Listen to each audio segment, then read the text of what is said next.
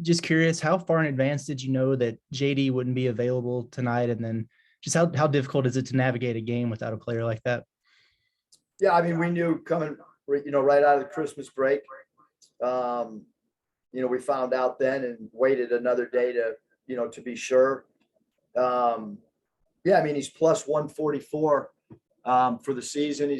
I think he was leading scorer in the league. But we got on the plane, to compete and to win the game.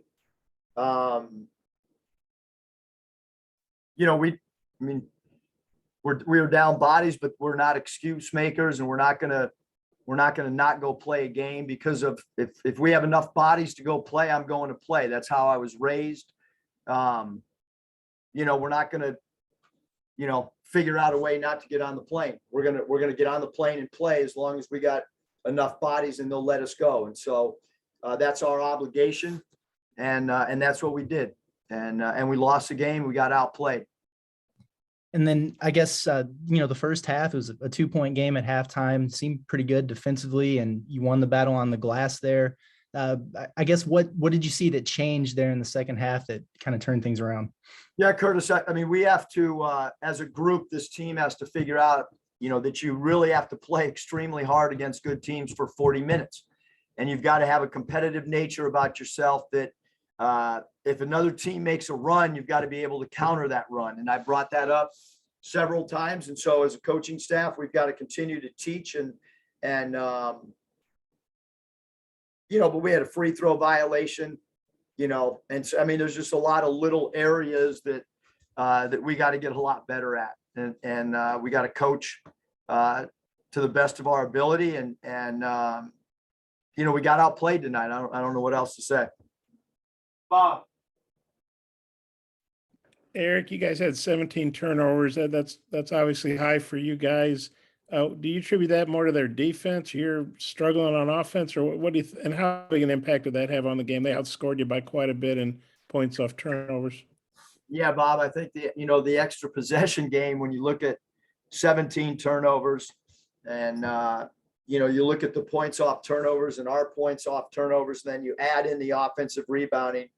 I thought we did a tremendous job the first half rebounding the basketball and not very good the second half. And so when you add the difference in the offensive rebounding, the turnovers that we had, and then you add in the fact that they took 28 free throws to our 14, I'm surprised it was, a 13-point game and not a larger margin.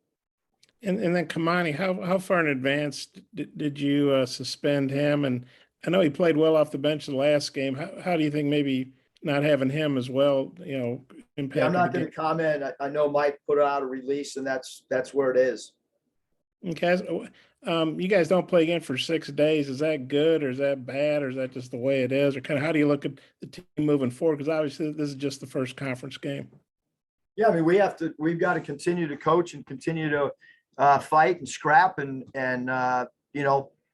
got a lot of work to do. We can all see that, and we've got to improve in a lot of areas, not just one area. So that's what we'll do over the next 6 days. Okay, thanks. I got a couple more if time allows, if Mike can come back around. Thanks. Jackson. Coach, at the end of the game, you ended up holding Mississippi State to 29.4% from the 3-point line. Is there anything there to build on moving forward, since that's kind of been an area of struggle this season?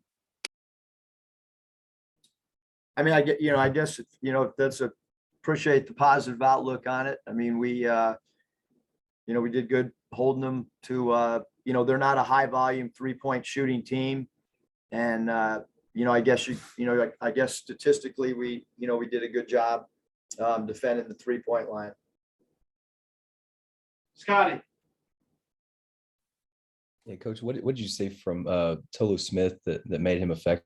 Was it just, his ability to kind of draw fouls and get to the line that hurt you most?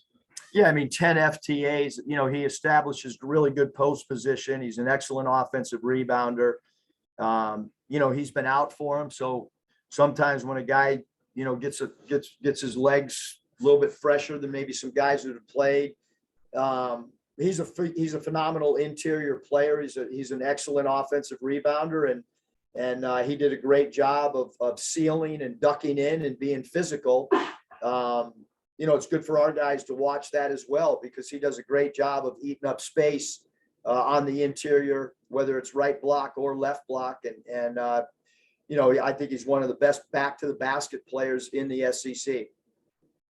What in particular jumped out to you about Stanley? I think the 19 points probably his best scoring game in about a month.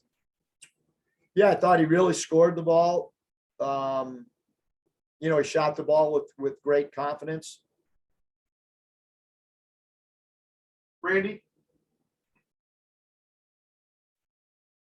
Eric, if you would elaborate on what Curtis talked about, what you saw as the difference in the second half in regards to the rebounding for Arkansas? Yeah, I thought Mississippi State was really, really physical. Brooks is 6'10". He had 10 boards, obviously. You look at Tulu Smith's 4 on the glass, and then their backup center came in and had 5 offensive rebounds. Number 2, Javion Davis, is one of the best offensive rebound players per minute. And then for us interior, Trey Wade played 22 minutes and didn't have a rebound. Stanley only had 2 defensive rebounds. Both those guys play the 4 spot for us. So, we've got to rebound across the board better, especially up front. Thank you. Final question, please. I think he said Bob. Eric, do you anticipate getting JD back for the game? I think one of the TV guys said you'd get him back for Vandy, hopefully. And can you give us a prognosis on that? And can you say if he's in COVID protocols? No, I mean, I think Mike's release states it, and I have no idea whether he'll be back, for the game or not. It's out of my hands, and so I don't know when he'll be back. So, just have to take it day by day, I guess. Thank you, Coach. Okay, thanks.